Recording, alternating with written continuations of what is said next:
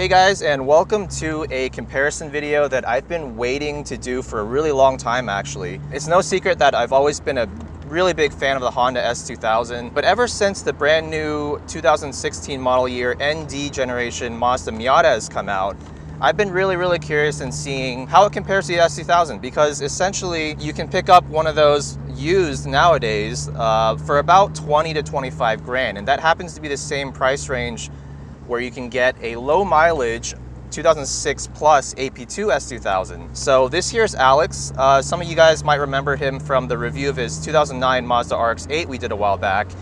This is his girlfriend Nat's 2008 S2000. It's pretty much completely stock except for tires and an exhaust. So we're gonna go ahead and get refamiliarized with the S2000 and then jump right back into the ND Miata and see how it compares. So just to be clear, not all S2000s are gonna be worth as much as a lightly used ND Miata.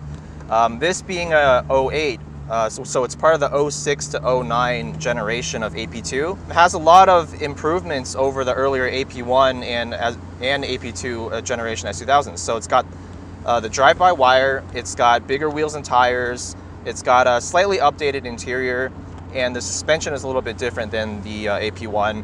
So overall, it's a bit more of a refined driving experience. Of course, on paper, the differences are really obvious. I mean, the S2000 with its 2.2 liter VTEC engine makes 237 horsepower, which is a solid 80 some horsepower more than the ND Miata. But at the same time, this car weighs about 500 pounds more. So it'll be really interesting to see the difference in the handling characteristics once we start pushing the car a little bit. This car has stock suspension with 76,000 miles. It still feels really tight, really nice. Compared to my AP1, it is a little bit softer for sure. And everything feels a little bit more refined. But as you'll see, it still makes a great noise. Yeah, that sounds really good. Oh, it sounds so good. A little ricey, but it's okay. A little ricey, but everyone needs a little bit of rice every now and then. So let's start pushing this S2000 here and remind ourselves why this is one of my favorite cars ever.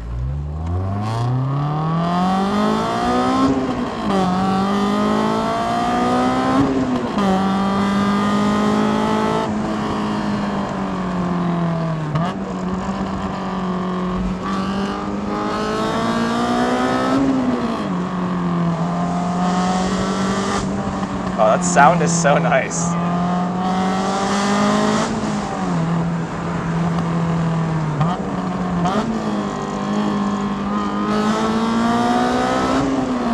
turn-in is remarkable. Oh yeah, it really is. There's not very many vehicles that can match this turn-in. And it's electric power steering, which is crazy. Yeah, it definitely gave me a workout on the way up here. It's definitely, even though it's electric power steering, it's a lot heavier than most power steering. Yeah, it's got some weight to it. Yeah. And while it's not doesn't give as much feedback as a traditional hydraulic rack, it's for an electric rack, this is one of the better ones out there for sure. Definitely. So things I like about this car, I mean, it's no surprise, and this car being stock, you know, I've driven plenty of stock ones before. Nothing's a surprise here. Overall, the car just feels really balanced, really neutral. You can steer it with the throttle. Obviously, I'm not even pushing past, 8 or 9 tenths right now, but even at 7.5 tenths, you can feel the car want to rotate, and you never have a feeling that the car is going to understeer or snap and oversteer when you're just driving with smooth inputs. And the engine, I mean, of course, the 2.2 liter F22C, it just gives this car so much character. I mean, it revs at 8,200 RPMs. It sounds amazing with this exhaust, which is NVIDIA Q300. Okay, Q300. It really has a lot of the qualities of a lot of the older sports cars. The thing is that they don't make many cars like this anymore. Right. So it's very hard to find a car that's like this, because this car is very unique. It's kind of in its own niche, because even though there's this BRZ, and I guess some people could say the RX-8 and stuff like that, right? This car definitely is in a class of its own when you're comparing to it. Right. Because its handling is it handles so well. Telepathic handling, the NA engine, which makes such a big difference. And the Honda reliability is something that both the FRS and the RX-8 can't Can't quite match, right. The engine is bulletproof. especially in the AP2. Even though I said earlier, you know, the handling's very neutral and telepathic, if you're not paying attention, it can bite you. And the same thing goes for, you know, the shifter. Like, I've misshifted my S2000 before so many times. I hate to say it. Fifth to fourth, one time I went into second, the engine literally turned off. This is in my first S2000 a long time ago. Oh, okay. And at the track, I've definitely tried to go from 3 to 4 and gone to second, and then slightly overrevved the engine there. Yeah. So it's definitely not like a beginner's car. And I think once we get into the Miata, I think we'll find out that's more of a beginner-friendly car, for better or for worse. What I really like about this engine is that it really has two personalities to it. So when Right. you're under 6,000 RPM, you could just drive it like you wouldn't know that it's a sports car. Besides Right. all the all the loud noise and kind of a little bit of the rattles that Yeah. come with it. If you were just to judge it solely based off its engine, you'd think it's like a Honda Civic or a Honda Exactly, Accord. yeah. But once you get above that threshold, Once of the 6,000, VTEC kicks yeah, in, yo. exactly, it's just a whole nother beast. Case in point. Oh, I love that sound.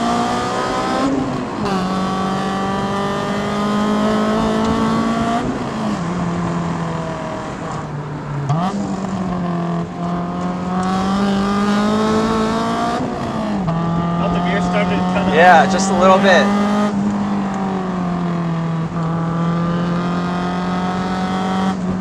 So what are some reasons that you may think that people may be deterred from getting an S2000? That's a good question. I actually have to really think about that one.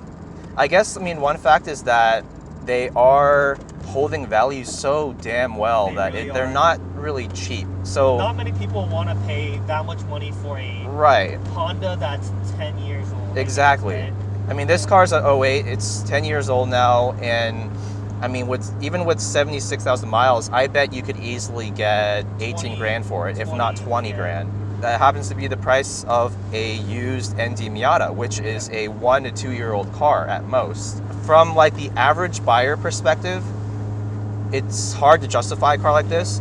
But then when you really start digging deep into the forums and figure out like how the enthusiasts feel, that's when you realize like this car has an absolute cult following, Yeah. and for good reason. And even though the whole value thing might be a deterring factor when you're looking into buying one, once you have it, it's a great thing to have, right? Because Yeah. these cars are guaranteed to hold value, if not even go up slightly in value. I wouldn't say it's exactly uncomfortable, but it's definitely a little stiff. It's compromised. Yeah. Like, you have to put up with a stiffer suspension, a lot of wind, tire, road noise, even with the top up. There's a few rattles here and there. Yeah, there's definitely some rattles here and there, and you know, it's not the easiest thing to drive. And I think another good point is that to the average buyer who just wants a fast car and doesn't really know or want to rev the engine out all the way, this car doesn't feel that fast, right? 237 horsepower, right? But only 162 foot-pounds of torque. And even that torque number comes at like almost 6,000 RPMs. To the average, I don't know, Mustang GT owner or something, this thing feels like a toy with a tiny 4-cylinder engine, which ultimately it is, but that's why I like it, and that's why like you like it, and that's why a lot of people like it. That sound just makes me want this car. Ah, it's so good. Bouncing off the walls.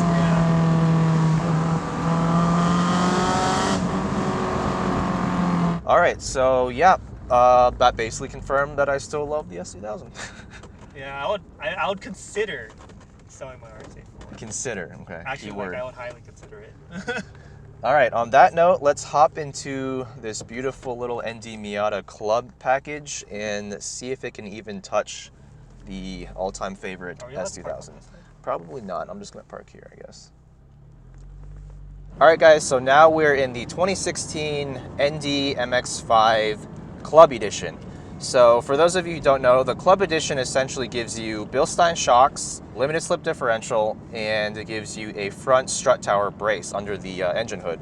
And I will say that immediately after hopping in this car after the S2000, everything just feels even lighter than the S2000, if that's even possible, because the S2000 is already a very light car at 2,800 pounds. But this car at 2,300 pounds is a solid quarter of a ton lighter than the S2000. And I can really feel that in the steering, in the turn-in at low speed. Even though this is on some crappy Bridgestone run-flat tires, the car just feels so nimble. I mean, you can really, literally just steer it with 2 fingers. One of the biggest differences when getting out of the S2000 and hopping into this car too is just the size. I feel like I'm literally right next to it. It's so cramped. Yeah. So it's not, I wouldn't say it's cramped, but it's definitely a lot smaller. I mean, we still have enough space. There's enough space for like your legs and whatever, but like, yeah, in terms of the distance between things, you can just reach stuff so much easier. Actually, when you're driving this car around normally on the street and traffic at normal speeds, the suspension gives you a sporty feeling.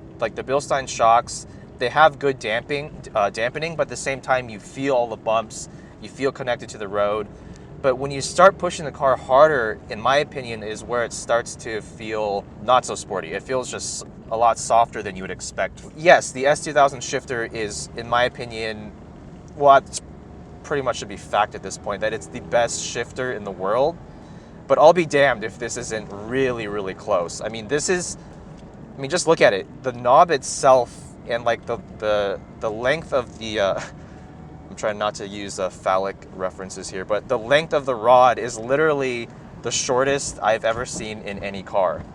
And it's kind of hard to avoid. Yeah. But this shifter's great, and it's really mechanical as well. It doesn't give you that kind of like snickety-snick feel quite as much as the S2000, but the short throws and just the way it just engages into each gate is so nice. So it kind of just slips in then, essentially. Yeah, it just kind of slips in, let's put it that way.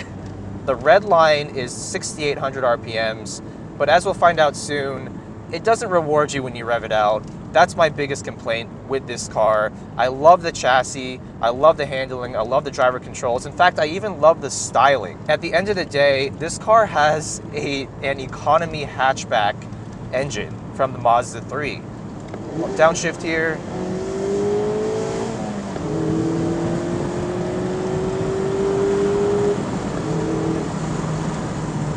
So there's no doubt that this engine's very effective at what it does. It has a really broad torque curve. You don't have to rev it out. Even with only 155 horsepower, it accelerates the car pretty much as quickly as the S2000. My issue with this engine is not the power level. I think 155 horsepower is fine. Sure, it could use a little bit more, but I'm not complaining about that. It's the fact that this car has so much character, the chassis, the driver inputs, the styling. But then I think it's crucial that the engine should add character to the car. It should help define what the car feels like to drive. And this engine, it's kind of just there. It does its job really well, but it doesn't like make me feel some type of way. So let's push a little here and talk about the chassis and the handling.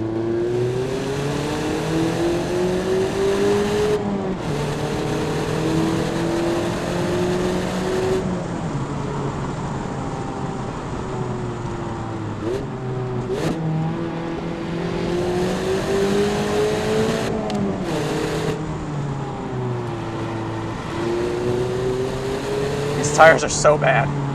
I really felt it. I thought it was going to start to slip. Yeah. Right there. I can feel it just slowly losing adhesion. The thing is that during all these corners, it really does soak up the bumps. It does soak up the bumps very well. Unsettled. Yeah, I really like these dampers. I just wish the spring rates were a little higher. See, like, the engine's so flexible. You can really just leave it in the mid-range. You don't have to... You don't even need to rev it out. You don't need to rev it out, and it's kind of depressing because I like being forced to rev the engine out because it kind of makes you work for that performance. Yeah. Whereas this car, at 3,000 RPMs, if you put your foot down, versus at 4,000, versus 5,000, versus 6,000, all kind of accelerates about the same. I don't know if you can tell from the passenger seat, but yeah, there's a lot of body roll. You feel the weight transfer a lot more than the S2000. You know, a lot of reviewers I've seen have been complaining about that. Ultimately, this is a street car, right? It's designed to be driven on the street, and I like being able to feel that weight transfer.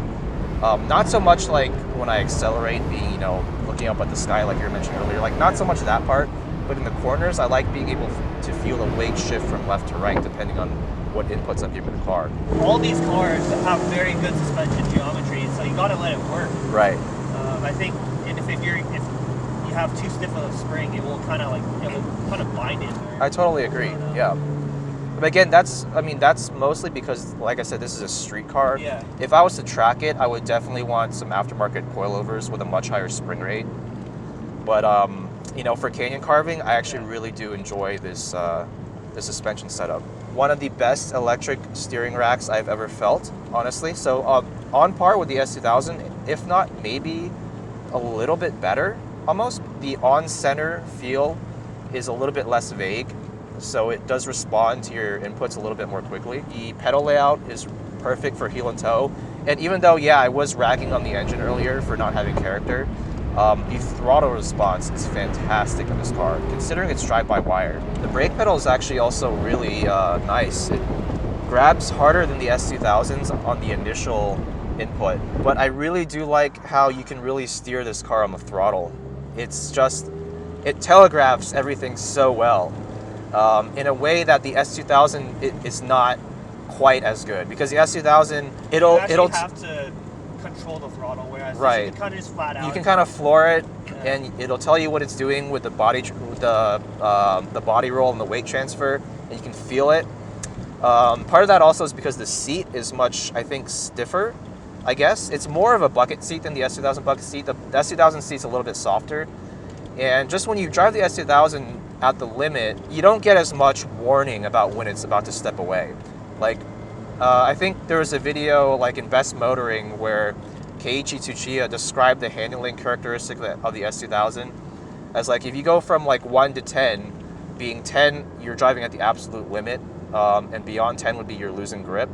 The S2000, like up to around 7 or 8, it gives you full confidence. Like, you feel like you're the king of the world, like a race car driver, Ayrton Senna, whatever.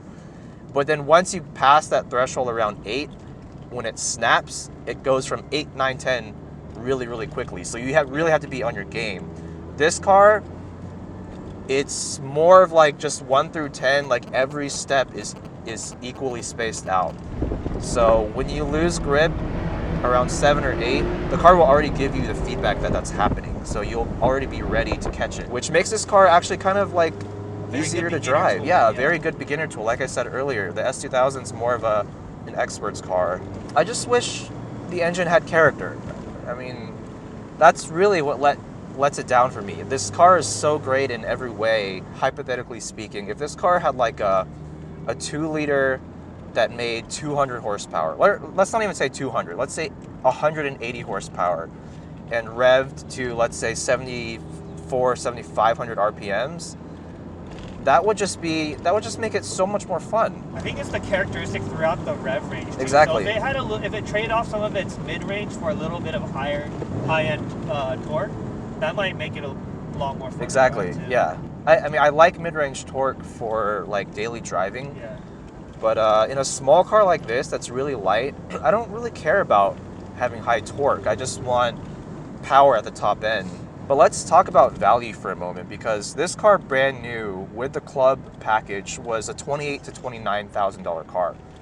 That's too much, in my opinion, for this level of performance and the quality. But on the used market, let's say with under 20,000 miles, you can get a 2016 Club for around 21 to 23.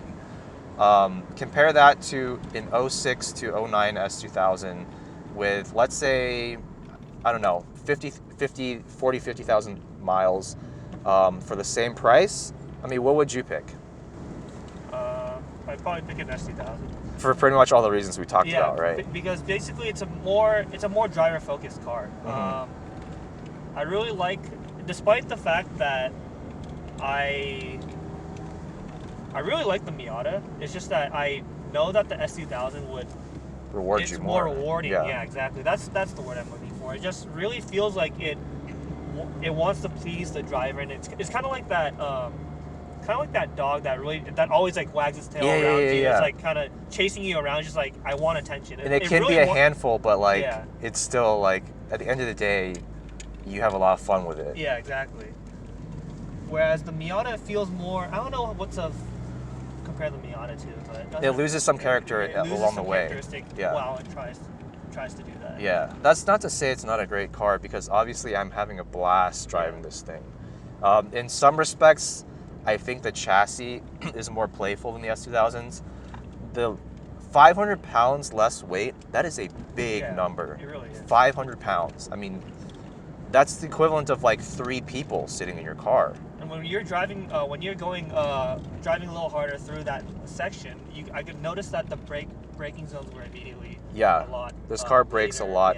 Yeah. So if the S2000 is the gold standard for shifting feel, being a 10 out of 10, this literally is like an 8.5 or a 9 out of 10. It's that good. Steering wise, you know, it's lighter than the S2000s, but overall I'd say it's comparable in terms of feedback. So if the S2000 is like a 7.5, this is also a 7.5. Suspension wise, stock versus stock, AP2 versus ND Club. For the track, the S2000 suspension is definitely going to be more capable. The ND is a little bit more street focused, but in the canyons, I think it's just as enjoyable as the S2000, so probably an 8 for both. Comfort, interior layout, and quality. S2000 has slightly better material quality, but this has more creature comforts. It's got like the nice digital display it's just here. More up to date. So it's kind of hard to rate those two, but I would give both maybe like a 5 or a 6. So it all comes down to what you prefer. Do you want a more raw, hardcore car that really rewards you more when you treat it well, or do you want a car that just is easy to drive in all situations and easy to predict? In terms of EPA rating, the S2000's like low 20s combined city highway. This is like that might be due 30. To the gearing. Yeah, this is actually like 30 miles per gallon, and it's a Mazda 3 engine. I mean, it's super efficient, it's super light. So yeah, what do you guys think? Let me know in the comments, which car would you prefer? And I have a feeling a lot of you guys, you know, since you do follow my channel because I have an S2000, you're going to be biased, but try to be as objective as possible. For those of you who have driven this car before, let me know what you think. This is my first time driving this car, so those were honestly like my authentic first impressions of the car. And hopefully soon I'll be able to drive a supercharged version of the ND, and that, because it would essentially address the one main issue that the power one had. And it's also on coilovers, so hopefully we'll make that happen. That'll be a really good comparison against a full bolt-ons S2000 or a supercharged BRZ even, or a supercharged BRZ. Good point. So stay tuned for that. Thanks Alex again for and Nat for letting me borrow the S2000, and I'll see you guys next time.